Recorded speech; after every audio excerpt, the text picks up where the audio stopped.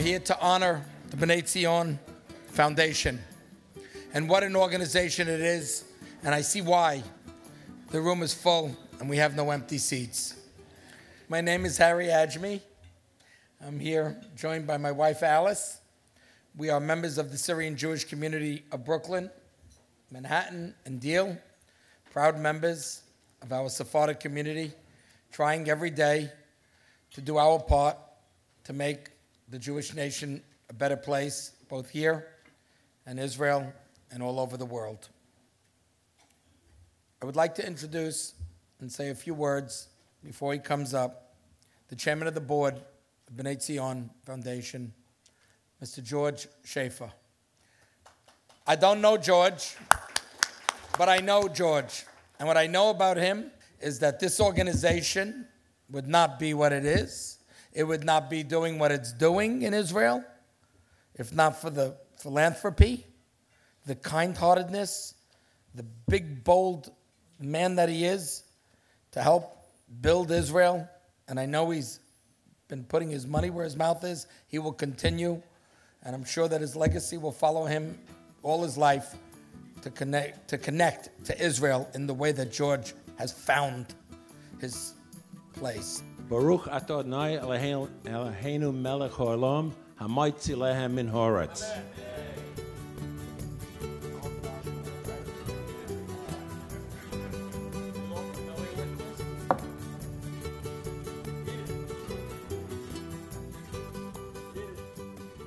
This is one of the few organizations that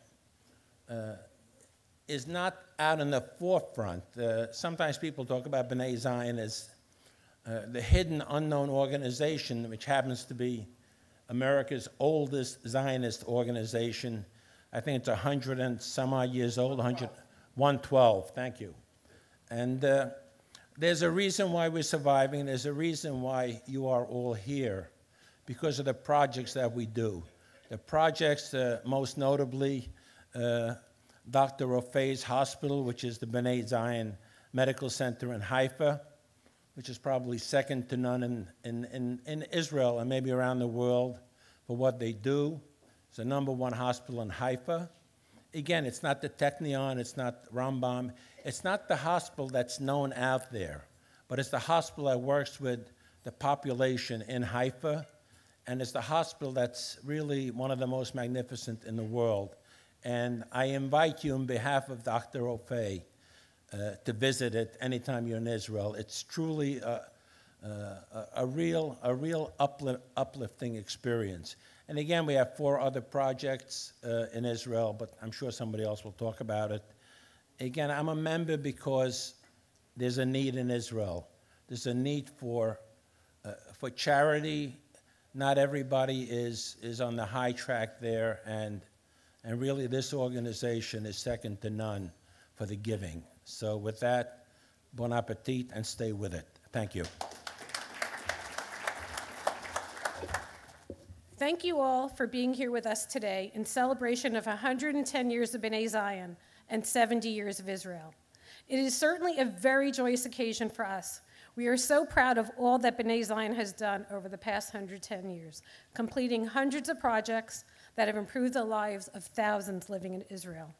This year has been a particularly amazing one for Bnei Zion. 2 of our projects, the Protected Emergency Room at Bnei Zion Medical Center and the Therapy Center at Ahava Village for Children and Youth, have begun their construction. Our partnership with Yad Leah has led to several successful clothing drives this year. We also have been able to bring new board members and staff on board at both the national and Texas region levels, bringing with them fresh ideas and enabling us to build our capacity to contribute to our partners in Israel. We are also proud to be honoring 4 incredible individuals today, each of whom have contributed immensely to the safety and well-being of Israel and the Jewish people. Thank you to Rabbi Elie Abadie, Ken Abramowitz, Mark Langfan, and his amazing dad, William Langfan, for joining us today and for all that you do.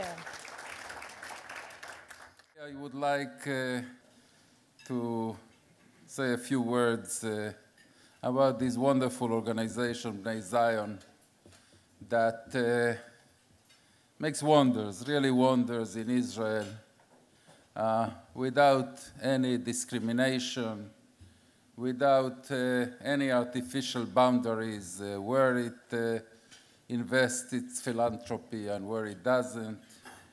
It's enough that is a good Jewish cause in order to Bnai Zion to be there. And in fact, as I said, the honorees represent that, encapsulate wonderfully the nature of this organization. Rabbi Abadie, with whom I celebrated Simchat Torah and danced in the streets of Manhattan with the Torah scrolls. And in many other opportunities, he led me and others into prayer. Devoted Jewish leader that is,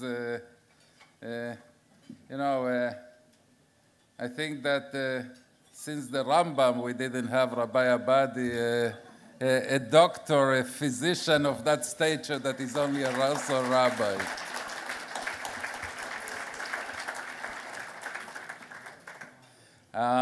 Kenneth Abramowitz, that his heart, and not only his heart, is open always to every justified cause for the sake of the state of Israel, the integrity of the land of Israel, and actually the survival of the Western world.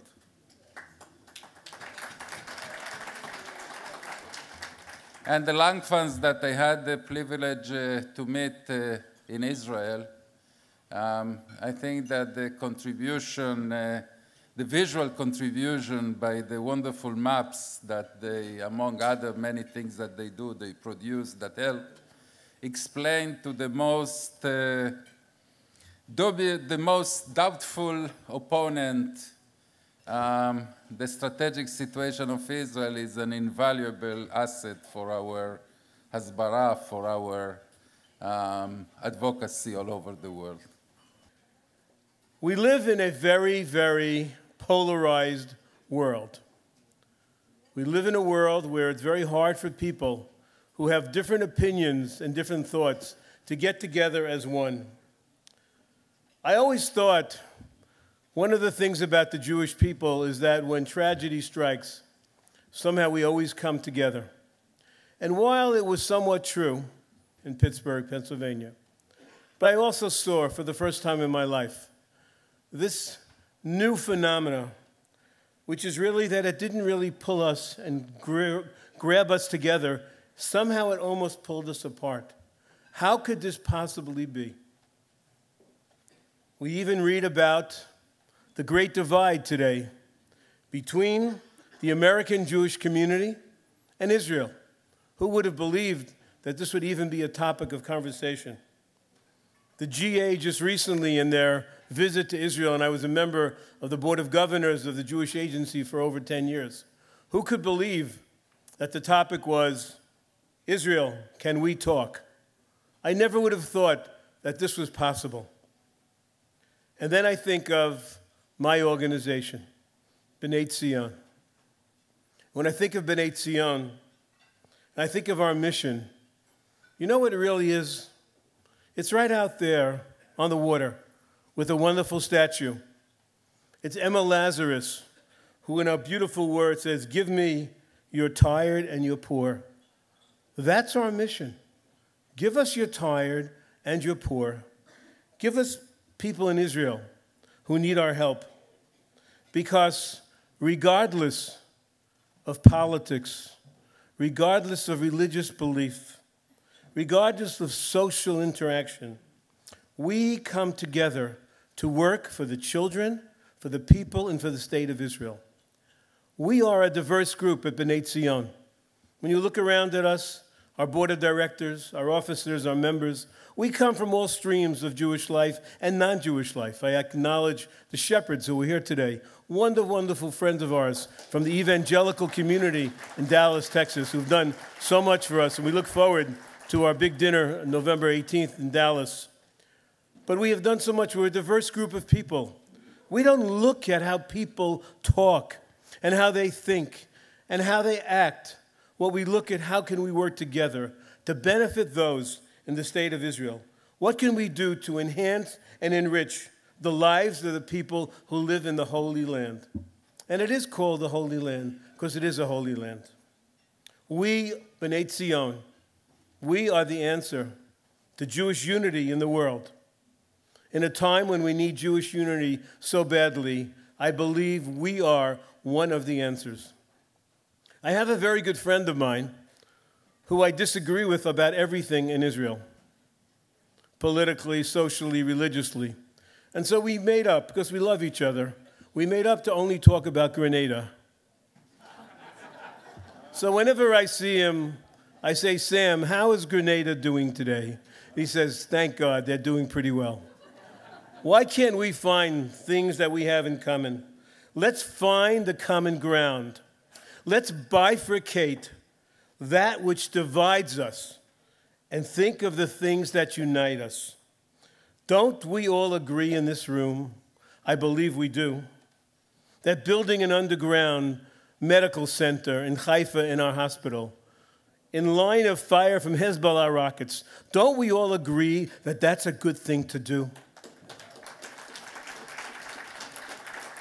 Don't we all agree that it's a wonderful thing to put a smile on a young girl or boy who, for reasons unbeknownst to them, who cannot no longer live in their house? Isn't it nice to put a smile on a face of a young boy or a young girl who could come to our Ahava village and where we're giving them love and caring and putting them in a safe room to protect them? Don't we all agree on that? I mean, if there's somebody here who doesn't agree with that, I really don't know. Maybe I should stop. Maybe I should quit this, because I think everyone agrees with that. I think everyone agrees with that. And I think that everyone agrees that when there are Holocaust survivors in Ma'ale Adumim, and we build a beautiful place for them to go and relax and to stay, to enjoy their golden years, don't we all agree that that's something we could agree on? And don't we agree when we build the Irina and George Schaefer Music Conservatory in Ma'ale Adumim, and we have a world-class orchestra that travels the world, that's coming to New York, to Carnegie Hall, to perform with the Ramaz Choir on December 12th. I hope many of you join us. Don't we agree that's a wonderful thing?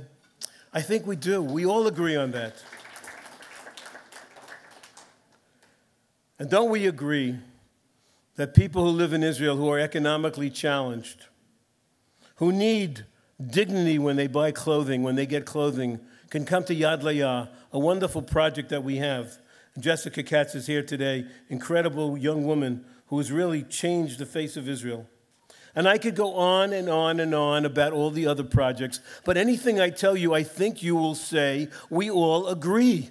We don't disagree about that. Because you see, we need in our world today, we need unity. Unity is not uniformity. We don't have to look alike and act alike and think alike to have unity. But we don't need unity tomorrow. We need it in light of everything going on. We need unity today. We need it right now. And the word in Hebrew is achdut. We need achdus together more than we ever did today. And then if you know the Hebrew language, you know it starts with an aleph and it ends with a taf. The word means from the beginning to the end, from every spectrum, no matter where you are, no matter what you look like, no matter how you feel or don't feel, it doesn't make a difference. We have to get together. I don't know if some of you realize that there are over 7 billion people in the world. You know how many there are of us? 15 million, maybe 16 million. They don't even round off that number in China. That's how small we are. Yes, we make a lot of noise, but we're very, very small.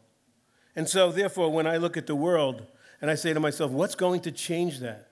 What could we possibly do to change that criteria, to change that statistic, which is overwhelming for you and your children and your grandchildren? What kind of a world are they going to grow up in? And God tells us in the Torah, in Parshat Bechukosai, God gives us a blessing.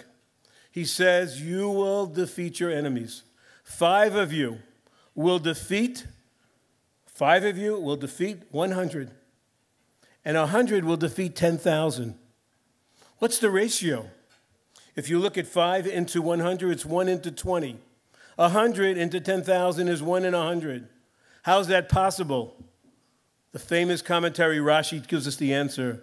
He says you can't compare the few to the many. When you gather together, Barovam Hadras Melech, when you gather together in a large group, unified, the power is incredible. It's exponential. 100 could defeat 100. 500 could defeat 10 million. And yes, 15 million could defeat 7 billion. That's what God tells us. That is the haftacha that God gives us in Parshat Bechukosai. So you see, Bnei Tzion, we are part of the solution.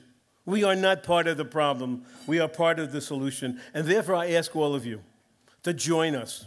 No, I am not saying that you should not be involved in any other organization. And I am not saying that you shouldn't have your political views and your religious views or your non-religious views. You shouldn't worry about what you are and who you are. Be strong. We are an Am Kishe, or if we are a strong people, we are individualistic people. We have thoughts. We're smart. We're committed. We're passionate. But at the same time, at the very same time that you're involved in all those other organizations, I believe you should belong and become a member of Bnei Tzion, because at least you know that one day, every day, we are putting smiles on people's faces. You know that by belonging to Bnei Tzion, you're now part of the unified Jewish community. Yes, you could be individual, and you could do what you want, but by belonging to Bnei Tzion, you have helped unify the Jewish world. You've helped strengthen the Jewish world. And so I implore you, today, we need your friendship. We need your support. We need your encouragement. We need your ideas, because literally the future of the Jewish people is at stake today more than ever before. And if we get together as a group, nothing in the world can ever defeat us. That's the mission of Bnei Tzion. That's who we are. And I want to thank all of you who've come today. I want to thank our wonderful guests of honor who are here today, and hope that for the next 110 years, unified, together as one, Am Yisrael Chai. Thank you so much. It's that time of day. It's that time of the afternoon. We are going to now start to give honor to the 4 men that probably the last thing they wanted this sunny Sunday afternoon was to be honorees for Bnei Tzion Foundation or for any organization. But, like myself, they know when called on for anything that's going to benefit our Jewish nation, they're there. So everything that we're doing today is not for them, it's for us. But they have accepted this honor that we will bestow to them, all 4 of them, these wonderful, wonderful men, starting with William Langfan. He is our first of the 4 honorees. William served, if you can believe this, in an anti-aircraft unit from the United States Army in World War II, for which he received the French Legion of Honor Medal. In 1960, he started a successful real estate company. What a time to buy real estate. Now managed by his children. Who but? William regularly donated to Israel and local Jewish organizations and has created permanent endowments that he will fund for 6 different educational institutions. In 2011, he was invited to light a candle at Auschwitz for the March of the Living. I implore you all, whoever hasn't gone, please go. Of his participation in the Buchenwald liberation. Ladies and gentlemen, please enjoy this video about our first honoree, Mr. William Langfan. My name is William K. Langfan. Well, I was at university when the war broke out. I went into basic training at Fort Eustis, Virginia, which was an anti-aircraft unit. We started doing exercises throughout Great Britain. We were the first to actually fire against the buzz bombs. A veteran of World War II, a hero to the world, not just to the Jewish people. And I've met him on many occasions. I've heard him speak. After Buchenwald, I became part of a group that said never again. And the never again meant that we had to have an Israel. I decided that as soon as I could afford it, I would participate in various aspects of organizations which I felt were helpful to Israel.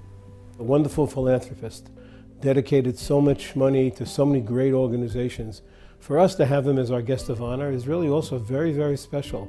Everyone knows him, everyone knows William, and everyone knows what he's done for the Jewish people. Well, I felt the Constitution was a very powerful instrument, and I decided that I would make an annual contest where professors would choose a different subject every year, and there would be an actual oratorical contest where they would discuss various decisions that were made previously and subjects that were being currently discussed.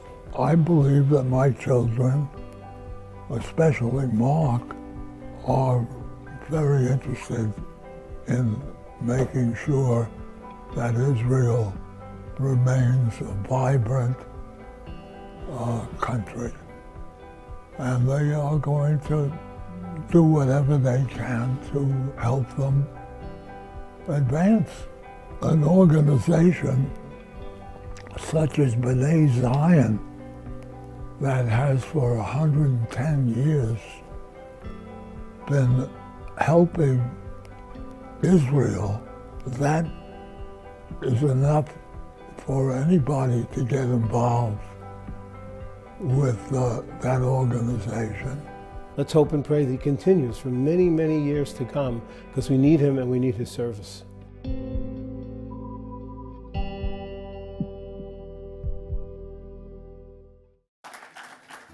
I'd like to call up Mr. William Langfan. Please come up to accept his award.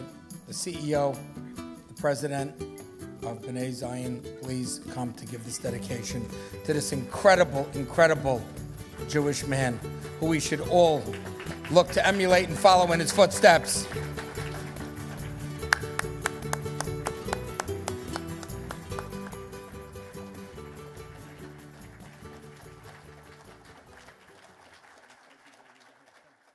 I feel that the people in the Pittsburgh area who refused to have our president come to Pittsburgh have done one of the most dastardly acts that has ever been done.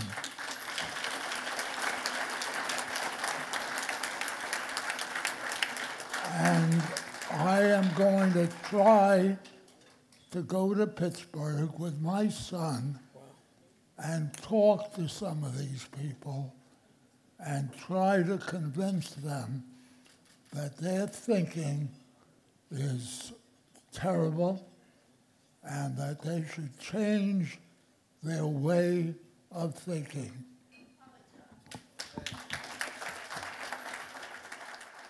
Our second honoree today is none other than Dr. Rabbi Elie Abadie, MD. Rabbi Abadie is the former rabbi of the Edmund J. Safra Synagogue and is currently the founder and the rabbi of the Manhattan East Synagogue and founder and head of the school for the Sephardic Academy of Manhattan. In addition, he is the founder of the Moïse Safra Community Center, President Justice of Jews of Arab Countries, the JJAC, Treasurer, the New York Board of Rabbis, Board Member, American Sephardic Federation, Member of Board of Governors, Bet Hatshvut, Member of the Executive Council, the World Zionist Organization, Board Member, the World Sephardic Educational Center, Chairman, Odhavei Zion World Sephardic Zionist Organization, Director, Jacob E. Safra Institute of Sephardic Studies at Yeshiva University.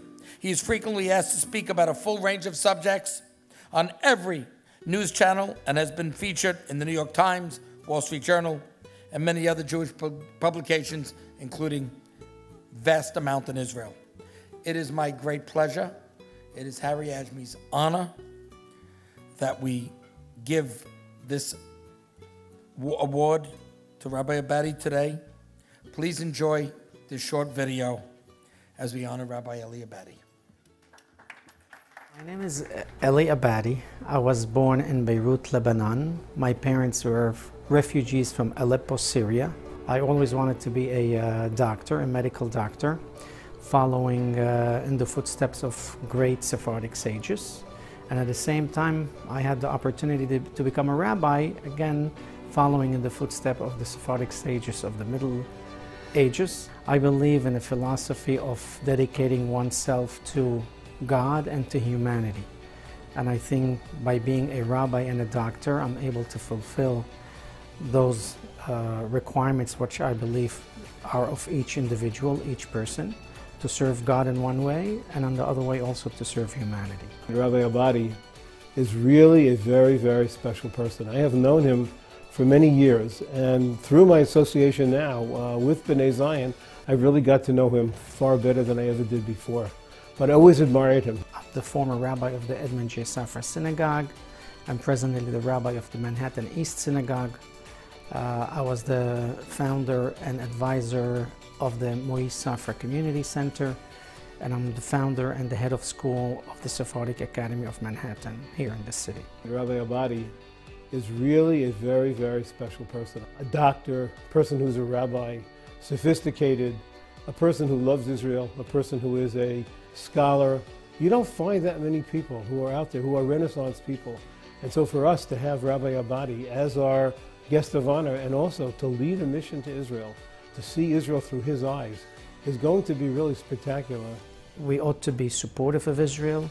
We ought to be in any form of shape, not just money, but in person, politically, socially, in any way possible, to make sure that Israel, the state of Israel, is safe, that the state of Israel is prosperous, that the state of Israel is successful.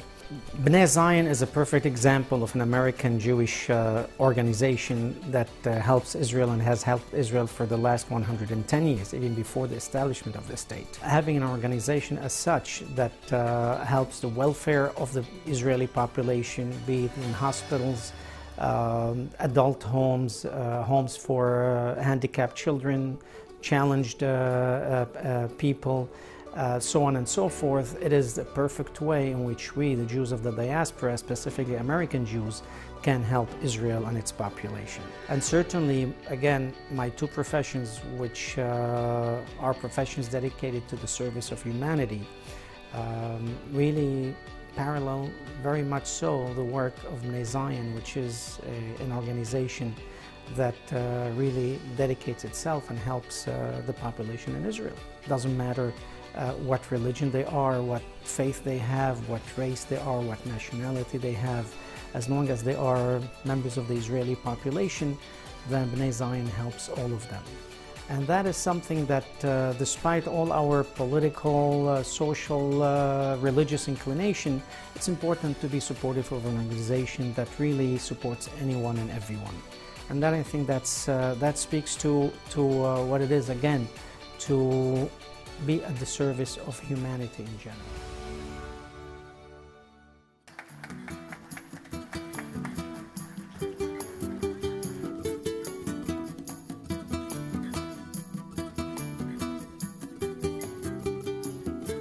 Thank you everyone for here, coming and supporting Bnai Zion. I'm not going to take more of your time. Thank you, Harry. Thank you, Cheryl. Thank you, Stephen. Thank you, Rebecca. And thank you all. Pleasure.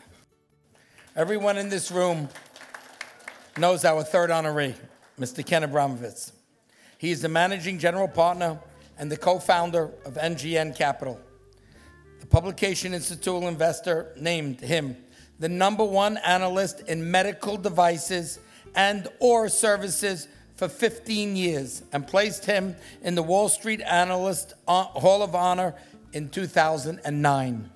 Ken serves on the boards of the Israeli Independence Fund, American Friends of Likud, Americans for a Safe Israel, the Institute for the Study of Global Anti-Semitism and Policy, EMET, and the Bible Lands Museum. More importantly, Ken has dedicated himself to saving the West, and we are all in a safer world because of his incredible efforts. Please enjoy our video of our next and distinguished honoree, Ken Abramowitz. I'm Ken Abramowitz, and I've been involved in the healthcare industry all of my working life for the past 40 years. I do devote, used to be one day, now 2 days a week for public service, charity events, political events. But my key focus in my 2 days is giving speeches and trying to help save Western civilization, which is a big endeavor of mine. I look at it as a professional business analyst, and I try to analyze what's wrong in society and how to fix it. And then I rest on Shabbat. So my weeks are divided roughly 4 days of work, 2 days of public service, 1 day of Shabbat. I've been involved with Israel in my adult life. That was one of my goals, and one of the goals of my father, which was to be involved in Israel to the maximum extent possible. In the past 15 years, I've gone to Israel about every 2 months. And I learn tremendously from Israel. Well, when I go to Israel, let's say 6 times a year, the equivalent of one of those times might be for business. And the other 5 would be for what I call intellectual sightseeing. In other words, I'm sightseeing in order to learn what's going on in the country. The thing I've always admired most about Ken Abramowitz, he's a person who never wavers. He has his thoughts, he has his principles, and he doesn't change. I've watched him ask the tough questions to political leaders, never backs down, always ready to listen and to learn. And you could see the love he has for the people of Israel. Every society has cracks, so to speak, where the private sector doesn't properly serve the population or a segment of the population, and government programs don't properly serve that segment. And Bnai Zion tries to fit in to the unmet needs facing the Israeli public. And by demonstrating this care and concern, it strengthens the culture of Israel. Also strengthens the culture of Americans, both Jews and Christians, who contribute to that effort. He has all the answers. Every time I've met with him, he has all the answers what we should do. But Ken is a smart guy.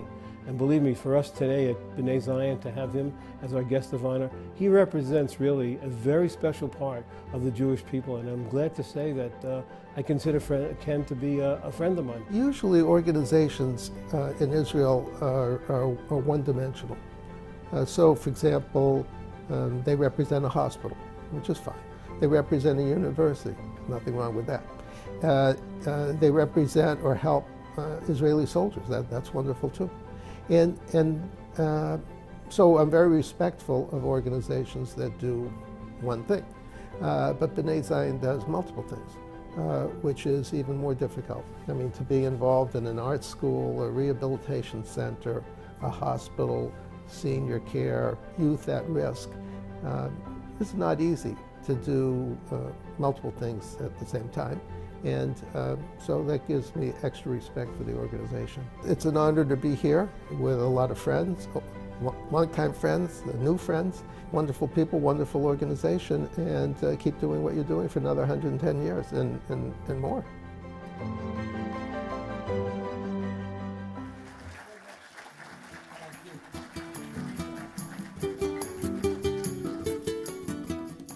Welcome home. Ken, the mic is yours. Yes, I came from Israel about 6 hours ago. I was in Hebron for Chayei Sarah weekend with AFC tour of around 20 people, honoring the mother of all of us 3,700 or so years ago. It's an honor to be here today. Thank you for the award, and it's a great honor to be with one of the lifetime achievement heroes of the Jewish people, William Langfan, one of my big heroes. And may we do as much as you've done over your lifetime. Thank you, everybody, very much.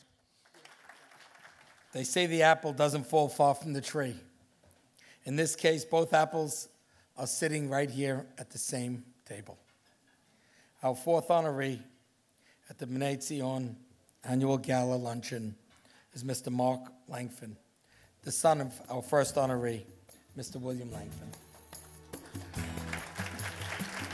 Mark is the managing partner of the Langfan Company, and he's a senior fellow of the London Center of Darut Shavaz, correspondent to the United Nations.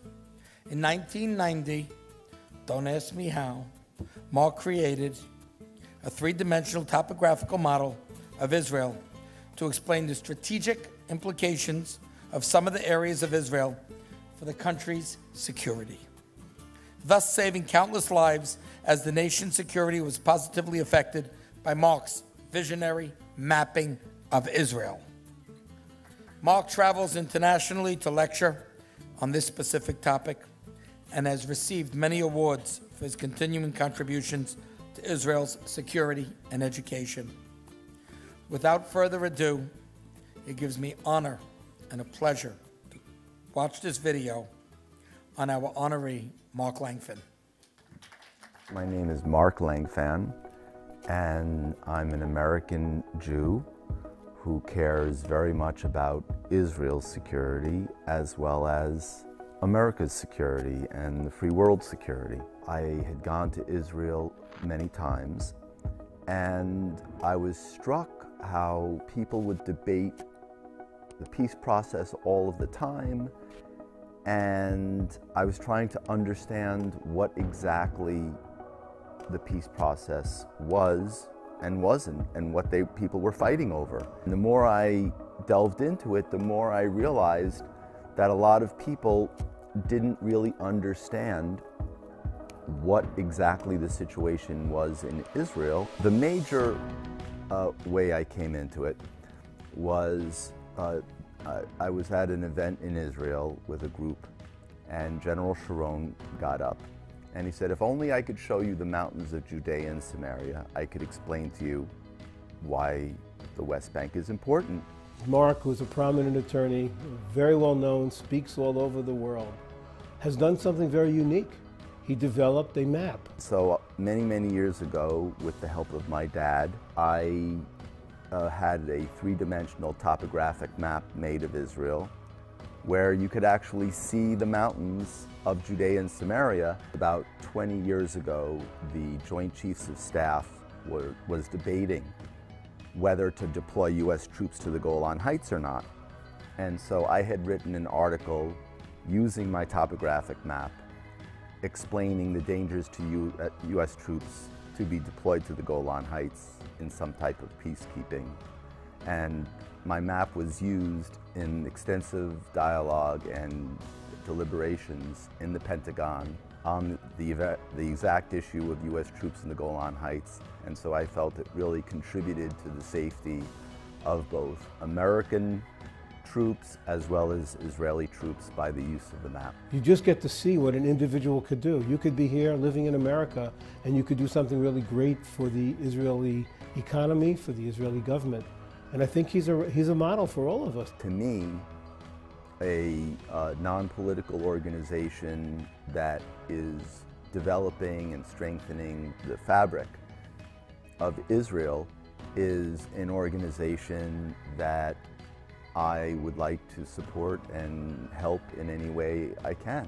Bnai Zion funds projects that span ethnicities, that span religious predilections, that span political positions, and the only way we are all going to survive is if we all work together to ensure that everyone is as educated, as included, and as appreciated and valued as possible, so that we can build the best and brightest future for Israel and for the free world.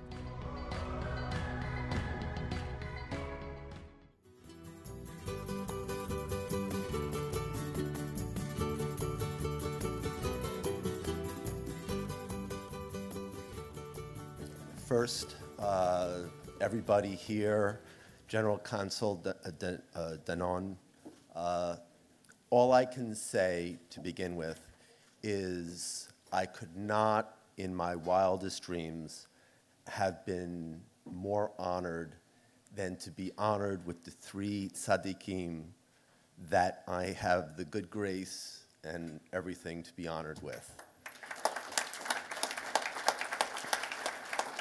And I also, there was a little thing missing in my bio. I don't mean to puff it up or anything, but I am chairman of Americans for a Safe Israel. And I want to, okay. So you asked, how did I come up with this map idea in 1990, which was really 3 years before the whole Oslo process. And it's really something I want to share with everyone because I feel a huge part of the disconnect in the Jewish people is exactly what I'm about to explain and share as to why I came up with this map. And it really starts with my mom, may she rest in peace, and my father, who both inculcated into me a love of Israel and the Jewish, a proud love of Israel and the Jewish people. But more specifically, in 1973, when the Yom Kippur/Ramadan war happened, which everyone should understand, we lost 2,800 Jewish people that fateful time. 2,800 Jewish people solely because they were Jewish and solely because they were in Israel. So what happens is we had just moved into New York City in our apartment, and my father was in his bathroom, my parents' bathroom, and the war was going on, and my father is usually a very jovial kind of guy. During this time, it was very, very serious, and I walked into his bathroom, and I said, "Dad, how is the war?" And he looked at me, and I will never forget what he said to me. He said to me, "Mark, it's touch and go." Now, I was 13 years old at the time, and to me, touch and go meant there might not be an Israel there. That's what go meant to me. And in my 13-year-old brain, I came to a very stark conclusion that we had to understand that Israel might not be there, and that we all had to work and fight to ensure that Israel always was there. And I think the missing piece to a lot of this is people think Israel's in the bank. And I have to tell you, you just have to go onto a college campus. You have to go into a lot of Jewish organizations, and you can really come to a conclusion that Israel might not be there. And the war is not over for Israel's survival. So I wish everyone, and I want to thank everyone for coming, but I want everyone to understand that, at least I believe, the fight for Israel, the war for Israel, is far from over. And we all have to pull together, and we have to do everything possible we can to help Israel. And here, Bnai Zion is an elemental, foundational aspect to helping Israel. Because if anything is going to heal the rift and the cracks that Ken spoke about, is helping the poorest, the most needy people of Israel on something, as the kind gentleman said, we can all most 110% agree with and fight for. And I want to again thank everyone, and God bless you all. I didn't know how enjoyable this day was going to be until I got the microphone a few hours ago, until I got to meet all these new people, some old friends, and some of these wonderful philanthropists, and I see them as giants in my eyes in the Jewish world and what they're doing and how much they're giving, and it's just, I'm in awe. So you made my day. You made Bnai Zion a place in my heart. I understand more now about what this organization is, how much peace it's bringing to the state of Israel, how much inclusivity it's giving to all the people, especially the needy. And I believe that the needy should never be forgotten.